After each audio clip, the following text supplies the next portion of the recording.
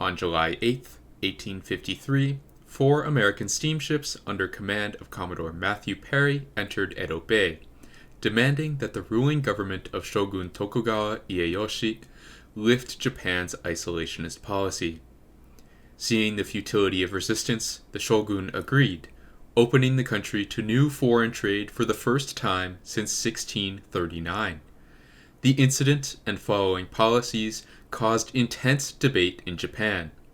Within 15 years, the Tokugawa Shogunate collapsed when Tokugawa Yoshinobu resigned his leadership on November 19, 1867. While much of the popular historical opinion claims that the American and Western intrusion directly led to this downfall and to the following Meiji Restoration, the tides of change were in motion long before 1853. This leads to the question of how internal and external factors affected each other in the lead-up to the Meiji Restoration. Tokugawa Ieyasu created the Tokugawa Shogunate in 1603 after winning the monumental Battle of Sekigahara. The government he created is often described as ambiguous or ad hoc. 2 legal codes released in 1615 demonstrate the main structure. There were 2 main leaders, the emperor, a symbolic figure ruling from Kyoto, and the shogun, the military dictator ruling from Edo. The shogun held actual political power over Japan at the top of a feudal system that relied on a network of daimyo, or lords, and samurai. One of the earliest threats to this rule came from Portuguese Jesuit missionaries spreading Christianity in the southern regions of Japan. The spread of Christendom threatened Buddhist institutions and undermined the shogunate's control, with Western empires even taking Japanese people as slaves. The government forced daimyo to persecute and expel Christian missionaries and converts from 1614 onward, forcing them to renounce their faith or face torture and death. Shogun Tokugawa Hideyoshi famously ordered, "So purge Japan of them, expel them quickly without giving them an inch of land to grasp, a foot of ground to stand on, and if any dare resist these orders, they shall be executed." This policy was mostly effective. However, the Shimabara Rebellion, an uprising of remaining Christian peasants and lordless samurai in Kyushu in 1637, caused over 50,000 casualties. In retaliation, the Tokugawa regime, victorious in the end, cut off contact with all outside powers except the Dutch and Chinese, starting a closed country policy to last over 200 years. By the beginning of the next century, the country was entering a stage of economic and cultural prosperity originally unprecedented in Japan's long history. This set the stage for a period of prolonged peace, but also of a diversity of thought that would, centuries later, come to threaten Tokugawa authority. The trend produced a multitude of different thought leaders. Some, such as Arai Hakuseki, tried to produce a new justification for the shogun's rule in Neo-Confucianist terms, proposing his ascendance from the feudal hegemon to a Japanese national monarch, combining the substance and names of authentic rulership and convincing Tokugawa Ieyasu to adopt the title King of Japan in diplomatic contexts. Thus the time for the present house, taking account of the ancient ceremonial of the military houses, to settle the ritual forms appropriate for 10,000 generations to come, is precisely today, 100 years since the founding of this house. Others were less concerned with the advancement of the Tokugawa regime, instead criticizing the society that had emerged.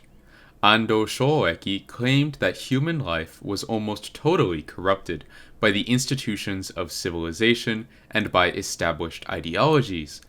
Nothing less than total preventive medicine, nothing less than a radical overhaul of language, religious and cultural traditions, or social and political structures could enable human society to return to a simpler, more natural and spontaneous way of life.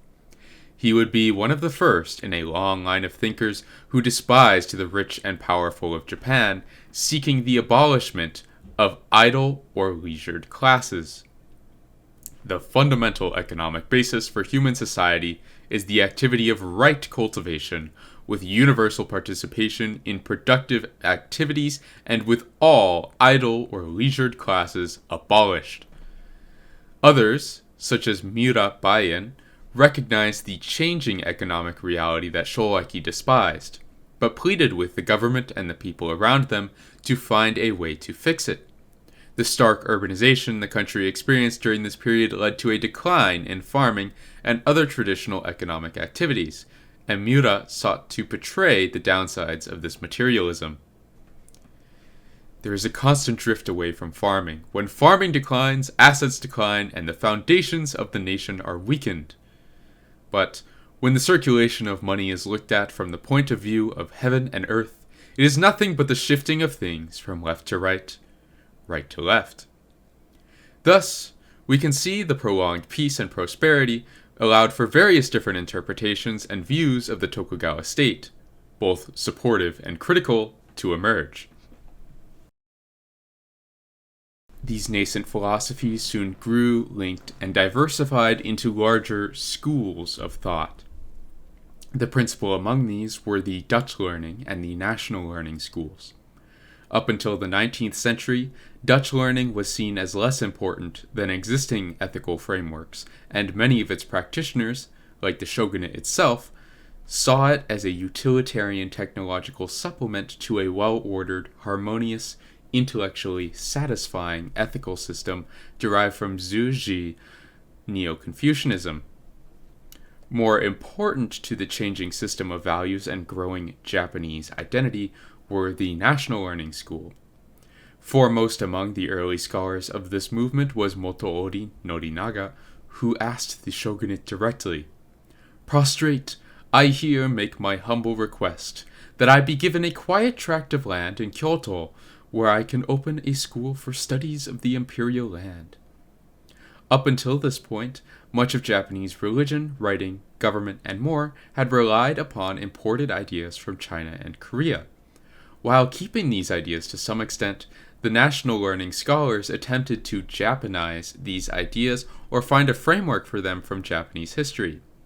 In his work Inquiry into the Idea of the Nation, one prominent scholar, Kamo no Mabuchi, criticized these Chinese imports. "Someone remarked to me, 'I pay no heed to such petty trifles as Japanese poetry.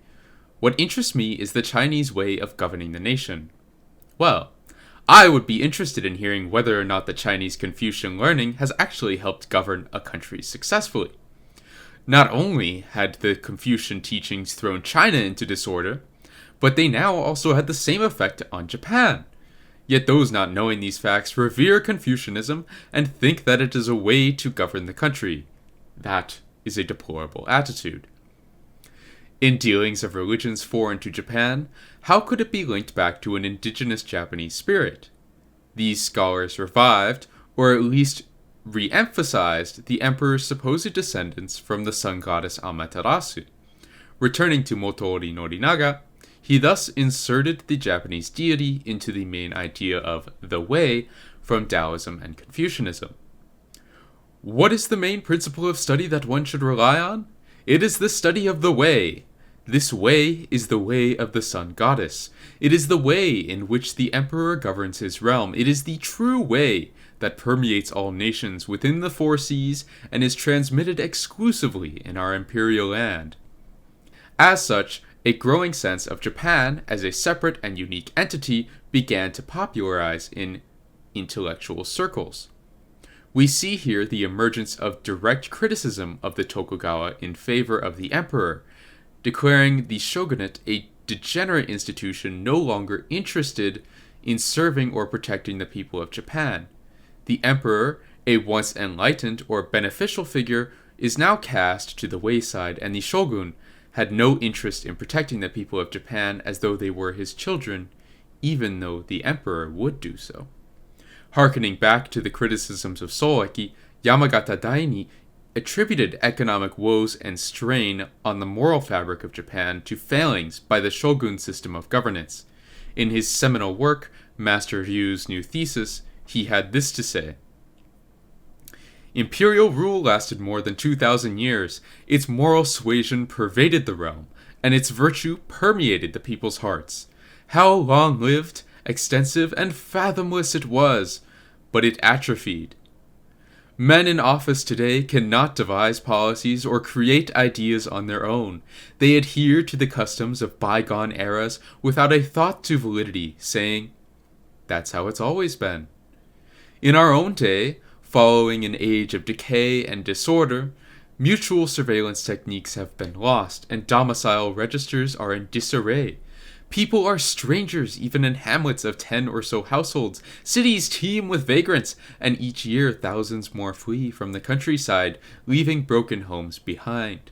Conditions, then, are not normal.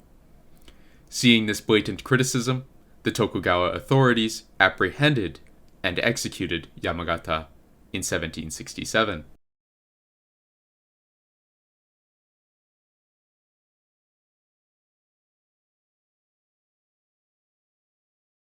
In the late 18th century, the new diversity of ideas and criticisms compounded with the decentralized feudal form of government to form a stock of threats to the Tokugawa regime.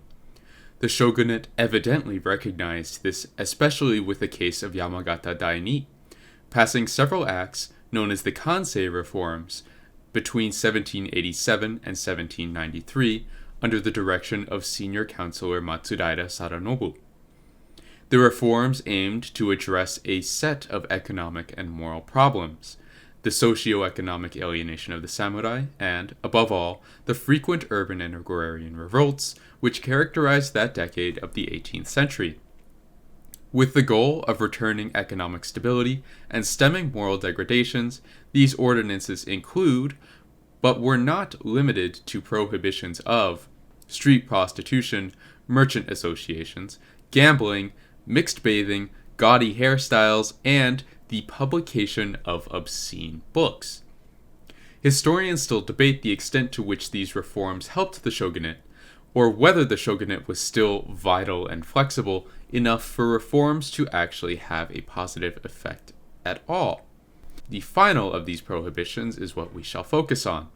The Kansei Edict of 1790 enforced a standard of education under the previously mentioned Neo-Confucian teachings of Zhu Ji, asking the head of education in the country to stamp out any deviant teachings. Whereas much of the learning schools before this tried to harmonize with or derive from Confucian teachings, writings that circulated in reaction to or in covert publication under this act diverged heavily. One of the larger philosophers that the heterodox teachers looked to was Wang Yangming. Followers of this school, such as Sato Issai, Oshio Heihachiro, and Ninomiya Sontoku, engaged in intense moral activism, carrying on the synthesis of Confucianism and local Japanese religious beliefs. There was a growing sense of the common good among these philosophers, most demonstrated in the works of Ninomiya. This year's food and clothing depend on the production of last year, and next year's food and clothing depend on the exertions and hardships of this year. Year in and year out, we must be ever mindful of the repayment of virtue. And the teaching of the repayment of virtue is a practical teaching. In practicing it, the three most important things are to labor, to be thrifty, and to pass on something to others. These are what I call the three duties of my school. Given the social and economic stratification of the Tokugawa regime, this growing sense of common good would only serve to destabilize the current system. The late 18th and early 19th century thus saw an even more eclectic set of opinions in philosophy, economics, and history. In 1827, Rai Sanyo completed a full unofficial history of Japan. This text was an implicit scathing of the shogunate as it cast previous shogunal regimes, such as the Ashikaga and Hojo, into an extremely negative light. Ah, such a decline of morals in the world, such a lack of correspondence between name and reality. In earlier times, those referred to as military retainers had no concern other than to loyally serve the king. The Heike and the Minamoto clans were no exception, yet beginning from the Heiji period, they took advantage of the slackened discipline in the court to fulfill their greedy lust for power.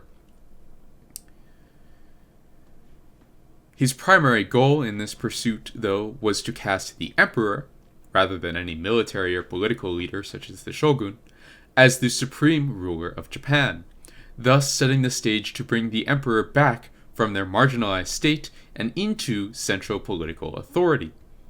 The Western, or Dutch learning, also reappeared to a greater degree in this period. Philosophers such as Honda Toshiaki and Sato Nobuhiro integrated the growing sense of nationalism with Western science and imperialism, proposing plans for colonization of Hokkaido and Southeast Asia as a means to correct the economic woes Japan faced at the time. In their minds, colonization and modernization was an imperative for Japan's leaders. If they didn't embark on such a project, it would amount to a failure of their responsibility to the people and thus to heaven. If rulers fail to teach service to heaven and permit the slaying of several tens of thousands of children year after year, who knows what heaven will not do? If this state of affairs continues, divine punishment is inevitable. Therefore, the ruler of the land must not fail to adopt methods to achieve natural prosperity. Sato would go even further to propose a form of government yet totally unprecedented in Japanese, if not world, history, what would essentially be known as a totalitarian state in the 20th century he proposed in 1798. While this is a particularly extreme example, it shows the continued development of Japanese nationalism and centralization in philosophical circles, especially under the auspices of the emperor, in the pursuit of an evolving notion of the common good.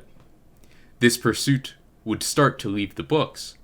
Remember Oshio that we mentioned earlier? During the course of his political career, he grew increasingly disillusioned with the leaders around him, attempting reform and restructuring in his locality to no avail. Finally, burning with indignation, Oshio distributed a fiery manifesto addressed to the village headmen, elders, peasants, and tenant farmers in every village who were given birth by heaven.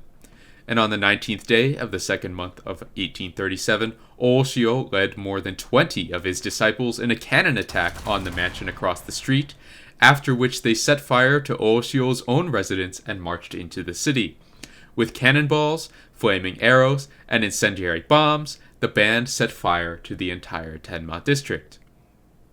During the anti-shogun movement toward the end of the Tokugawa period, the unselfish intent of Oshio's rebellion was widely admired, and his idealism was seen as a model for radical political action for popular liberation and the preservation of national sovereignty.